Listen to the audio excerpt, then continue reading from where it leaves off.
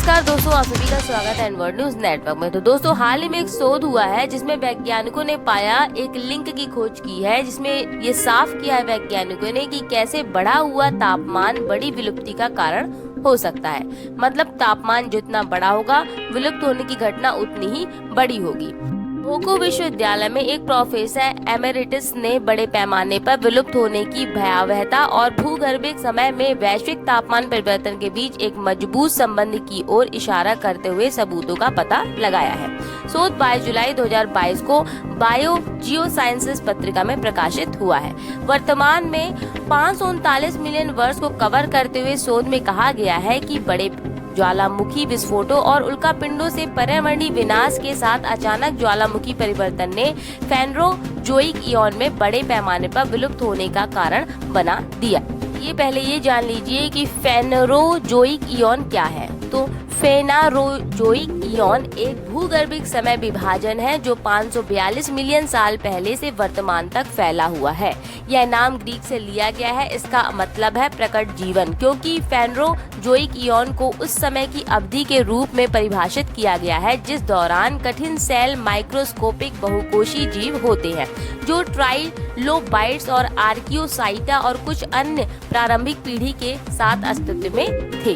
चार भूगर्भिक इयॉन्स जिनके नाम इस प्रकार हैं: हैंडियन, आर्कियन और प्रोटेरोजोइक और फेनरोजोइक। इसमें से जो फेनरोजोइक है ये सबसे हाल का है जो पृथ्वी के निर्माण के बाद से समय को विभाजित करता है।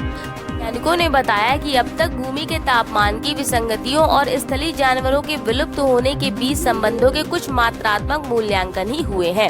इसके अलावा समुद्री जानवरों और स्थलीय जानवरों में विलुप्त होने की दर का अनुमान किया है और इस घटना की खोज अभी की भी जा रही है। प्रोफेसर एमेरिटस कुनियो कैहो ने प्रदर्शित किया कि समुद्री अकशेरुकी और स्थलीय टेट्रापोड्स की विलुप्ति होने की दर वैश्विक और आवास सतह के तापमान में विचलन के अनुरूप है, भले ही वो ठंडे हों या फिर गर्म हों। काहो ने आगे कहा कि इन निष्कर्षों से संकेत मिलता है कि जलवायु में जितना बड़ा बदलाव होगा, बड़े पैमाने पर विलुप्त होने की संभावना उतनी ही अधिक होगी। वे हमें यह भी आगे बताते हैं कि मानव गतिविधि से संबंधित किसी भी संभावित विलुप्त होने का अनुपात उसी अनुपात में नहीं होगा जब विलुप्त होने के परिणाम या परिमाण वैश्विक सतह के तापमान विसंगति के संयोजन में बदल जाती है। काहो ने ग्लोबल वार्मिंग की घटनाओं को ध्यान में रखकर बताया कि समुद्री जानवरों की तुलना में स्थलीय टेट्रापोड्स में कम सहनशीलता पाई गई। साथ ही ये भी बताया कि स्थलीय जानवरों की तुलना में समुद्री जानवरों में एक ही निवास स्थान के तापमान में परिवर्तन के प्रति कम सहिष्णुता रही। ऐसा इसलिए क्योंकि भूमि पर तापमान विसंगति समुद्र की सतह के तापमान से 2.2 गुना अधिक है। ये घटनाएं चल रहे विलुप्त होने के पैटर्न में फिट भी बैठती हैं।